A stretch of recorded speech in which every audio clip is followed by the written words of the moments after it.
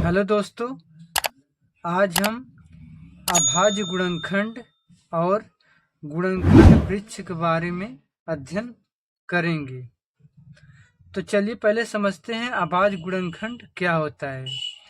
जैसा कि हम पिछली वीडियो में आपको हम अभाज्य के बारे में पढ़ा चुके हैं। अभाज्य क्या होता है? ऐसी संख्याएं जो एक और स्वयं से विभाजित होती हैं, वे संख्याएं अभाज्य संख्याएं कहलाती है। तो चलिए आज हम अभाज्य गुणनखंड के बारे में पढ़ते हैं।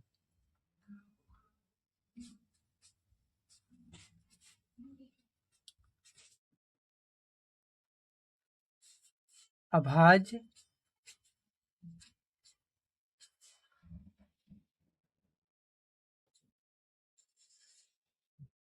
अभाज्य गुणनखंड, जिसको इंग्लिश में प्राइम फैक्टोरिजन कहते हैं।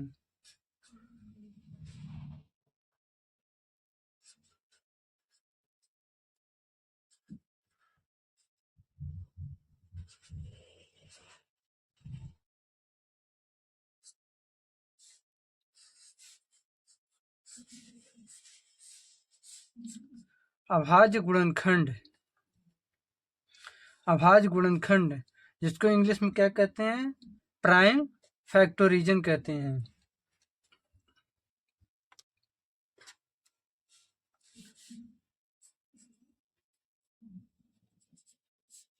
किसी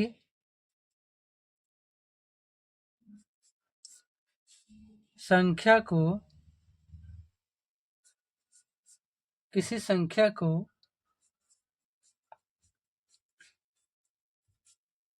अभाज्य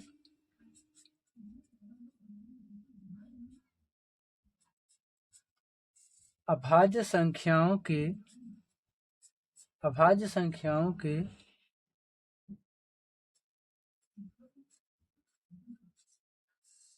गुणनखंड के रूप में व्यक्त करना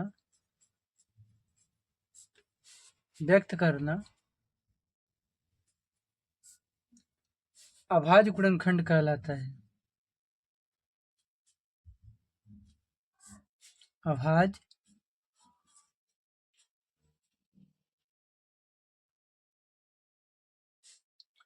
अभाज्य गुणनखंड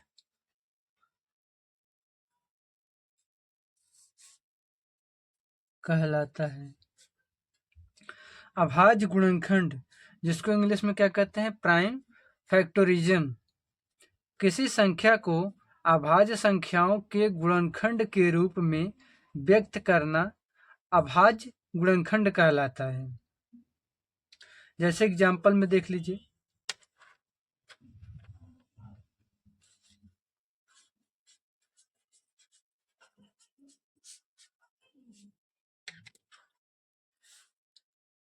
छह का अभाज्य गुणनखंड क्या होगा? 2 गुणे 3। देखिए, दो गुणे 3, ये छह का क्या अभाज्य गुणनखंड है। देखिए, 2 भी अभाज्य है और 3 भी अभाज्य है। जहां 2 एवं 3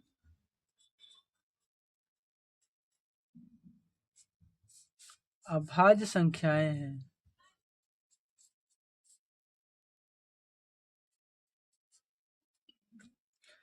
और 30 का देख लीजिए, 2 गुणे 3 गुणे 5, 2 3 6, 6 5 30। देखिए, दो भी अभाज्य है, 3 भी अभाज्य है और 5 भी अभाज्य है। 2 में एक से और स्वयं से भाग जाएगा, 3 में भी एक से और स्वयं से भाग जाएगा, और 5 में भी एक और स्वयं से भाग जाएगा। जहां 2 3 5 क्या है? अभाज्य संख्याएं हैं। अभाज्य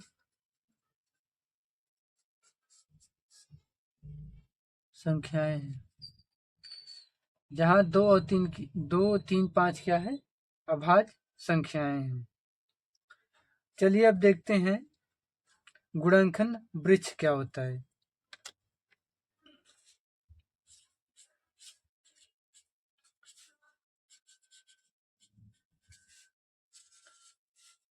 गुणनखंड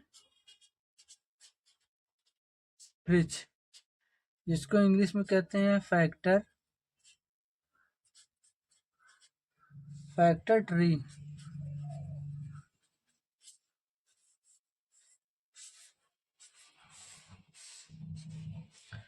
गुणनखंड वृक्ष, जिसको इंग्लिश में क्या कहते हैं? Factor tree. चलिए इसमें लिखते हैं,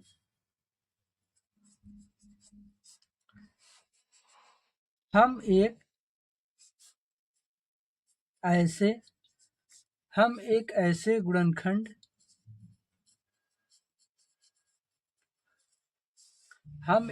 गुणनखंड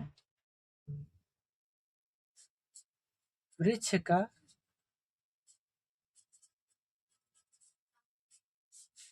निर्माण करते हैं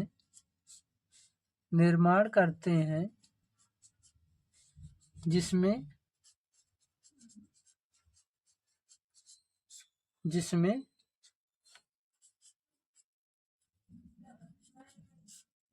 संख्या के अपवर्तकों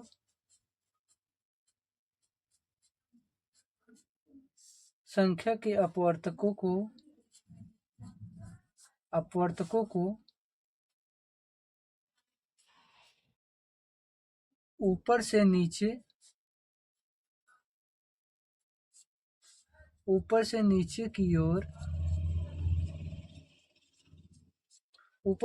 की ओर जाती हुई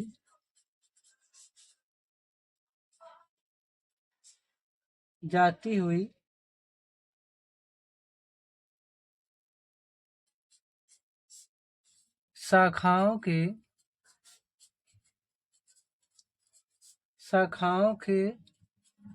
सिरे पर लिखते हैं।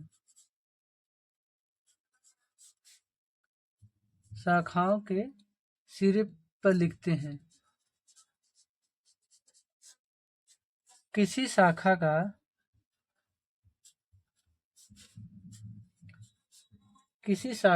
अंत तब होता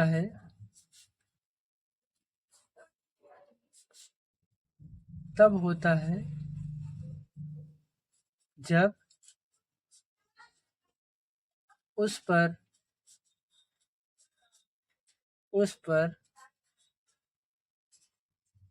स्थित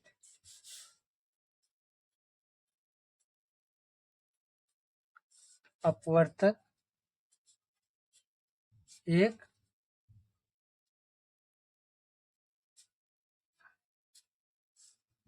अभाज्य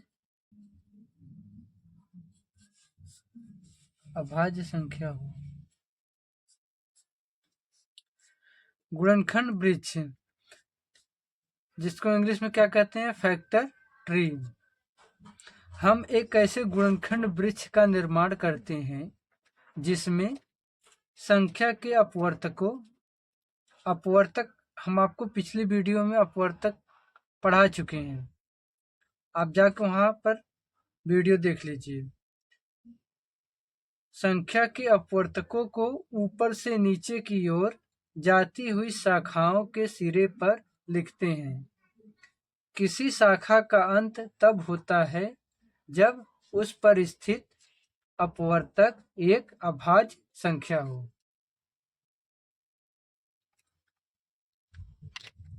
जैसे में देख लीजिए,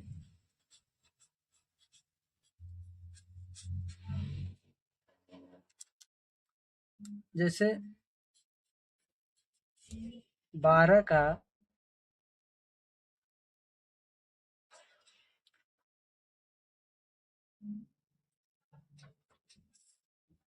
गुणनखंड वृक्ष, 12 का गुणनखंड वृक्ष क्या होगा? जैसे ये 12 है 12 का गुणनखंड कैसे हो सकता है? 12 का गुणनखंड 2 छंग 12 भी हो सकता है ना, 2 छंग 12 भी हो सकता है और 3 चौक 12। तो पहले 2 छंग लेके देखते हैं, 2 छंग, ठीक। जो अभाज्य रहेगा उसको एक वृत्त में कर देंगे, ठीक।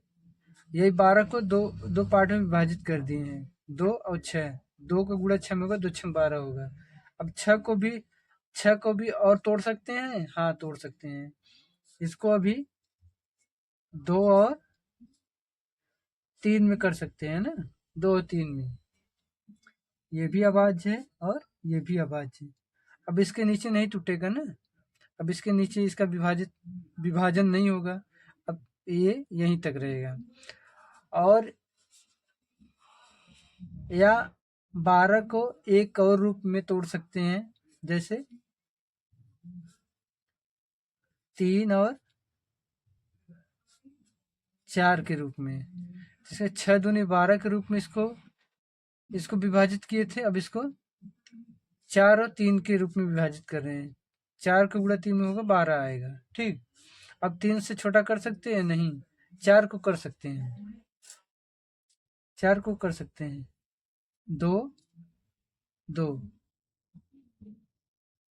अब इससे छोटा होगा, अब इससे 2 से छोटा कोई अभाज्य संख्याएं हैं, नहीं है, तो इसमें भी 3 है, 2 है, 2 है। जो वृत्त में किए हैं वो क्या है? अभाज्य संख्याएं हैं। तो क्या होगा?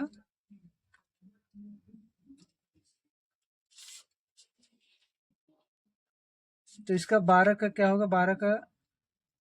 12 का गुणनखंड क्या हुआ? 2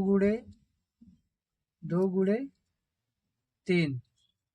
और इसका क्या हुआ? इसका भी वही आया,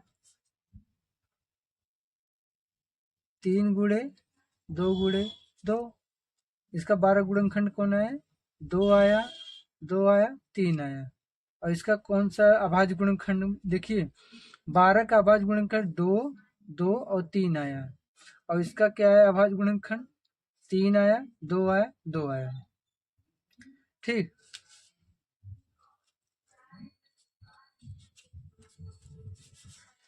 अतः अतः 2 2 अतः 2 2 और 3 क्या है? 12 के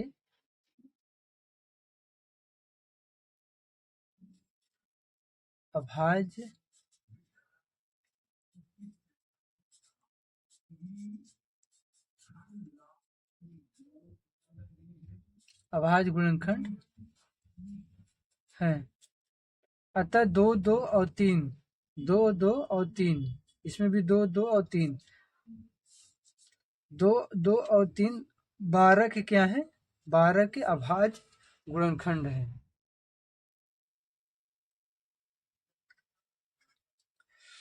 ठीक है दोस्तों, अगर आपको मेरी वीडियो पसंद आई हो तो वीडियो को लाइक करिएगा, और अगर आप मेरे चैनल पर नए हो तो चैनल को सब्सक्राइब जरूर करिएगा। Thank you.